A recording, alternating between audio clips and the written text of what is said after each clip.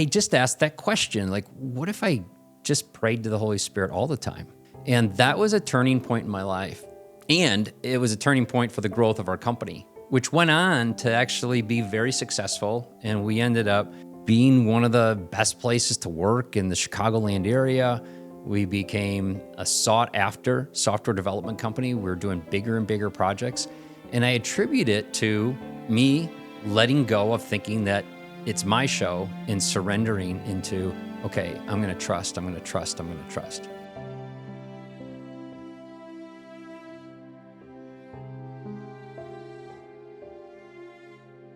I remember as a kid being really jealous of people who had a deep spiritual connection. I thought there was something wrong with me. And I don't know if you've ever felt that way, but it took me a while. And maybe it's just because I'm a slow learner, but it took me stages. And as I went through the stages and then I started coaching people, I discovered that a lot of people think that either you have it or you don't. And they miss that it's a journey. And that word is so overplayed, right? But it really is. It's really a development, similar to a physical development. We go through stages of physical development. Well, wouldn't there naturally be stages of spiritual enlightenment or spiritual evolution?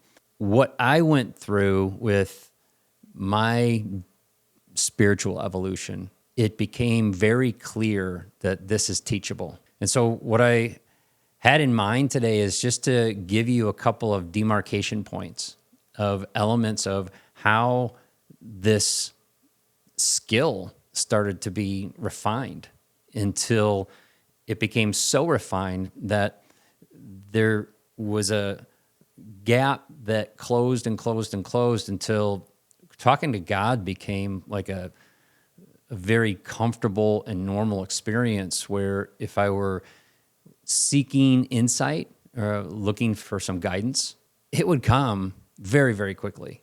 And I have my own ways of doing it, and you're not going to do it necessarily how I'm doing it, but you'll be able to learn from what you hear here today and apply it to your own life.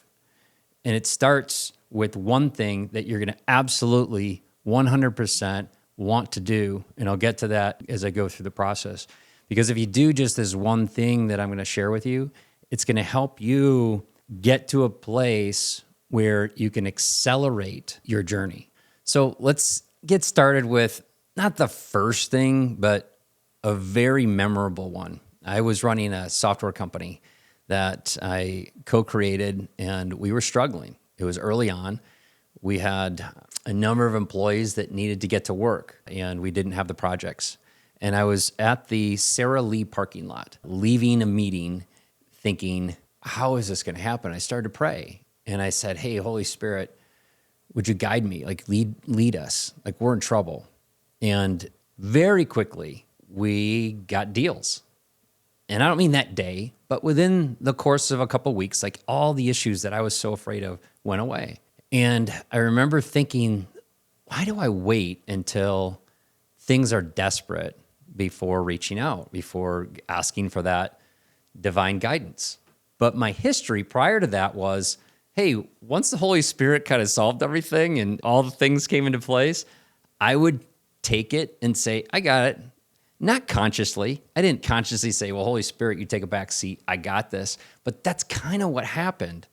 And so I just asked that question, like, what if I just prayed to the Holy Spirit all the time? And that was a turning point in my life. And it was a turning point for the growth of our company, which went on to actually be very successful. And we ended up being one of the best places to work in the Chicagoland area. We became a sought-after software development company. We were doing bigger and bigger projects. And I attribute it to me letting go of thinking that it's my show and surrendering into, okay, I'm going to trust, I'm going to trust, I'm going to trust. So if you have an experience where you have gotten into trouble and you find that that's the time when you turn to prayer, you might consider that, what if I just put it in my calendar and said, hey, I surrender this day to you, God. And if you do that, even just in the morning, that's a powerful shift for a lot of people to start moving in the direction. And you will see God show up again and again and again. So the second demarcation point was a test of faith.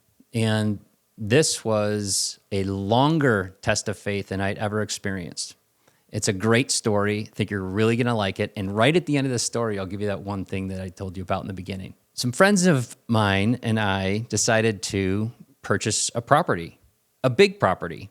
And our thought was, we're going to do retreats and we're going to have events and build something really cool with this property.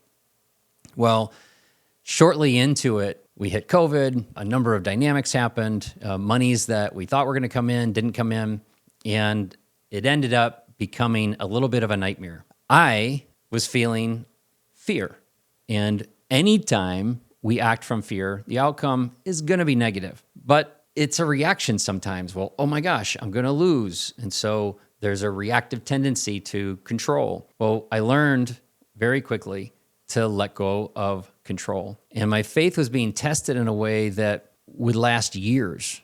Now, this is about a 5-year journey.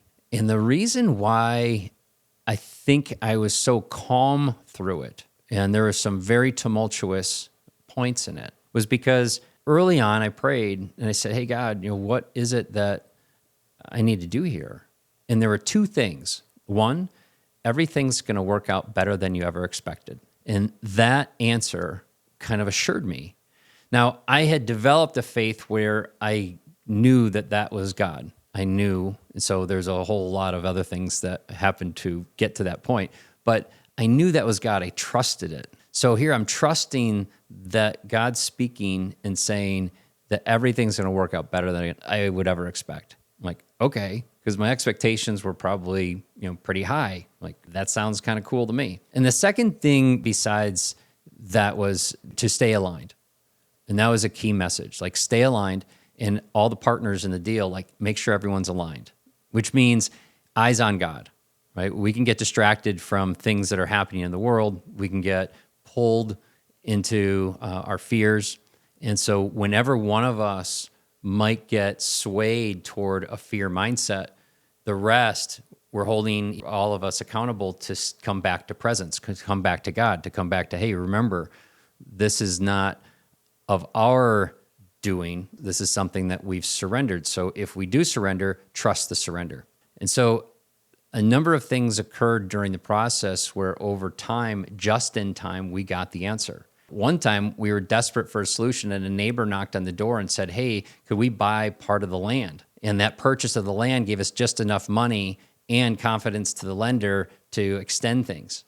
Another time that we were going through it, we put the house up on the market, the property up on the market, and one of the people that came through to buy the house who really loved it and wanted it was someone who ended up becoming a really good friend and business partner that is going to be building something extraordinary in the world. And it's like, wow, there's these dynamics. And I could share hundreds and hundreds of moments along the journey.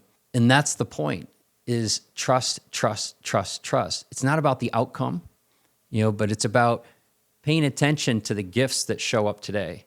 And so now let's get back to that one thing that you can do right now on your developmental spiritual journey is to recognize that wherever you are, if you're comparing yourself to someone else, you're off. If you're thinking, well, my gifts should be like that person's gifts, or they seem to be so this, and you're admiring or envy is there, you want to let go of that completely. And you can simply do it by saying, I cancel my goal to be like, Joe or Janie or whoever it is that comes to mind that you have this desire to be like. Because the reality is that's their life. We can only live ours. And so we want to get back to the presence of our own life. Well, it's impossible to do if we've got our tentacles stretched out trying to be other people or get what they have. So canceling the goals that we have in order to be like we think we're supposed to are really important. So once you do that, you have an opportunity to get back to acceptance. That's another key thing. After you're canceling the comparative stuff, get to acceptance of where you're at. Now, if I go back to that Sarah Lee story and I had this wisdom, I'd say, you know what? I accept that I ask the Holy Spirit for help when I'm in trouble, and it's okay. That's just where I was. It's not bad. It's not where I'm going to end up, but it is where I was. And so if I could have gotten to the place where, okay, I accept that. Now, is there something more that I could do? Is there something more for my spiritual development? And it might have been, hey, yeah, pray daily, instead of only when you're in trouble. So there's an element of wisdom that's going to come through when you get to a place of saying, yes, I'm here. This is me. All my faults and all my issues and all the things that I screwed up and all the things that I do well, and my superpower gifts that I do have and the ones that I haven't developed. It's saying yes to this, to today. And if you can do that and you're in that presence, you're going to love your life. Things are going to open up. They're going to overflow. And as they do overflow, you're going to see that others reflect back and mirror back the true nature of you, which is love. And when you can rest assured that you are the very embodiment of love, made absolutely 100% in that image, in the image that God created us in, now you've got a starting place. But until you get to that place, you're stuck. You'll spin. You'll cycle.